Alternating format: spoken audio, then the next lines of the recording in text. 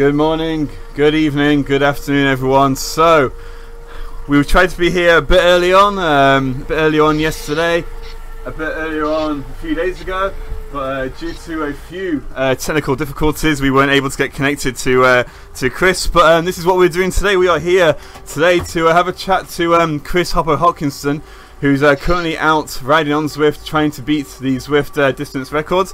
We're hoping that the stream will hold up. We've been having a few issues with Facebook and the aggregator today, but hopefully we can get it holding up for the duration of the broadcast. If anyone is experiencing any audio difficulties, they can't hear myself or can't hear Chris correctly, please let us know. But until then, we will proceed. So Chris, how are you doing? 1,913 kilometers.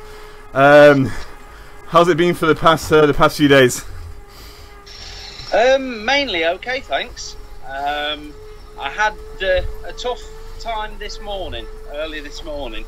I had a big sort of dark patch where I struggled for 3 or 4 hours. I had toothache. I've still actually got the toothache. I had to make a few rush trips to the bathroom. Yeah. and various problems, such as even including a flat tire. But I've got through all those things, and just carried on pedaling, and I've come out the other side, and I'm feeling fine now. Good stuff. So it's all things that you may expect to happen when you're doing the race across America as well. So at least it's good. At least riding on Zwift is giving you a good kind of preview to the environment, and hopefully it's going to not happen so much like that. Hopefully you'll maybe get a one puncher and not plenty of them every single day. So far your distance 1,914 kilometers. You've got another, we're chatting a bit earlier, another about 1,200 kilometers still to go. So you think you're on track at the moment? Yeah, I can't see any problems with that at the moment. Obviously, lots of unforeseeable things could happen, but barring an injury or something drastic happening, I can't see too many problems. No, definitely. And you say you've had a few kind of lonely points through the nights. Have you had plenty of people hopping on to join you for rides? Yes, had quite a few people. A few friends, Omar, me, and Marcus Blagrove. I know Thursday, a friend of mine that's doing. A lady from the States that's doing the Trans-Siberian Extreme Race, the 5,000-mile race later on this year. She's hopping on in a bit to have a ride. There's various people said they're joining me. My sponsor, Ed Nielsen from Vive La Velo, he hopped on early this morning and did 2 or 3 hours with me. It's nice that people... I think this platform is fantastic. Before November, I'd not been on anything like this, and I think it's an excellent platform for anybody to come along and ride with people and make new friends and have a great time. Yeah, and that's one of the things. Like you think that someone who can put out this crazy amount of distance out on Zwift might be someone who's ridden on it so many times in the past, but you've only ridden on it for since November, and you've done towards the distance that you've actually done 1,000 before you started this, I think it was 9,300 kilometers. So it's a pretty amazing distance considering. So I think it kind of shows how accessible Zwift is and how kind of addictive it is to kind of actually get out there doing the riding.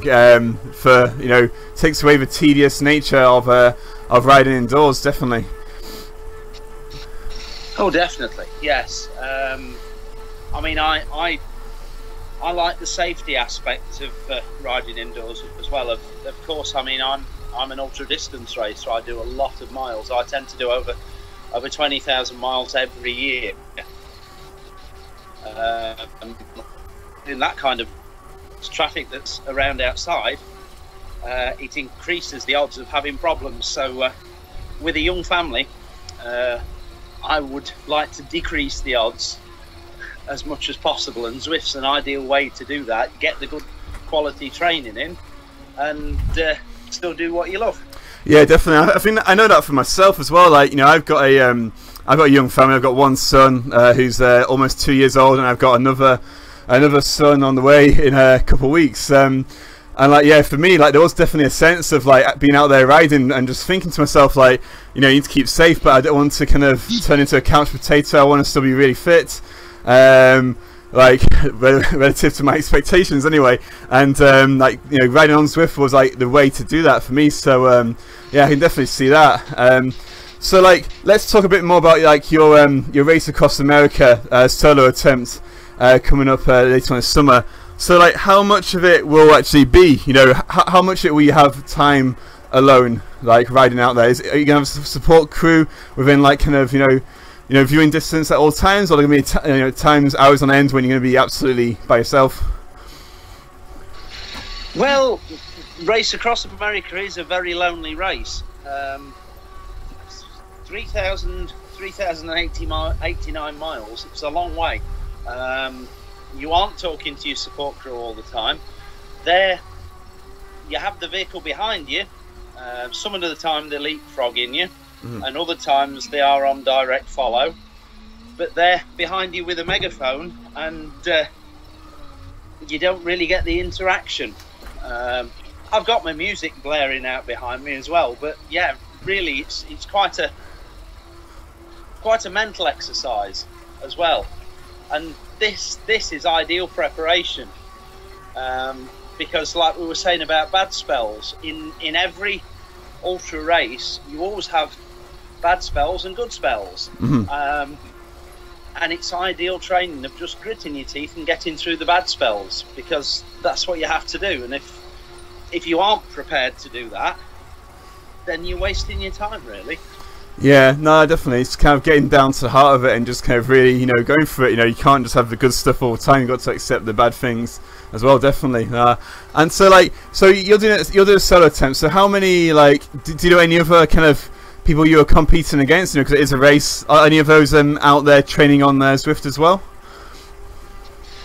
There are quite a few people do train on Zwift, yes, because I've seen a few people with the RAM names on it. I know Marco Bello, who's in the same age category as me. He does quite a bit of training on Zwift as well, and has been doing this year. So yeah, I think it's definitely seems to be taking off with the ultra distance riders. No, definitely. You know, we've seen Jasmine out there, Derek Bucock. There's a few other like ultra cyclists, ultra distance cyclists out there as well, using it as a great training tool. So yeah, hopefully there'll be more. There's a few. There's a guy I know who I do have in the Division Cycling team. Adam Webb. He's out there racing and training. I think he's going for the 2017 or maybe the 2018 RAM as well. So yeah, definitely seems to be a lot of people out there. You know, we've seen Eric Min in the past talk about there being, you know, the kind of average of 1 hour kind of ride on Zwift. So I think, you know, you and a few of us have definitely surpassed that 1 hour distance, which is yeah, absolutely, you know, kind of great to have you and others out there kind of really pushing it. And it's good also to see that Zwift is quite stable, and you know, you have the ability to actually do rides for long distance as well. That's great to see that you don't get kicked off after, you know, an hour or so. Yeah, yeah. So okay, so we're coming up to today would be your 4th day out on 4th day, is it, out riding on Zwift? Yes, that's correct. Yes, yeah. So what? So what's going to help you the next? Say the next sort of the next 48 hours when you're going up to like noon on Friday. What's going to really help you out there to kind of keep you motivated? What can like the community do to actually like support you? Is there anything out there, you know, we can all do to help you along?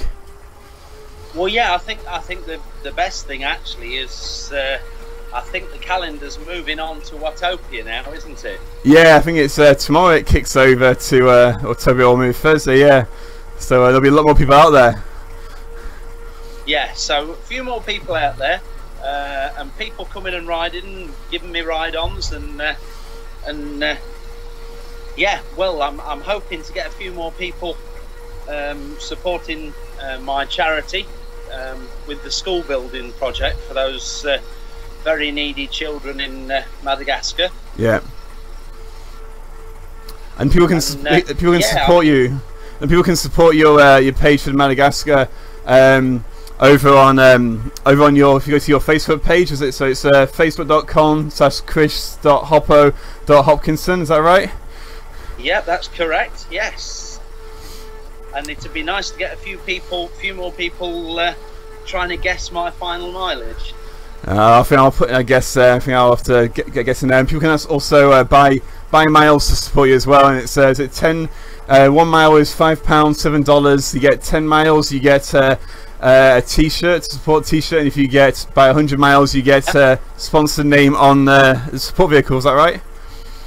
Yeah. 100 miles is vehicle signage.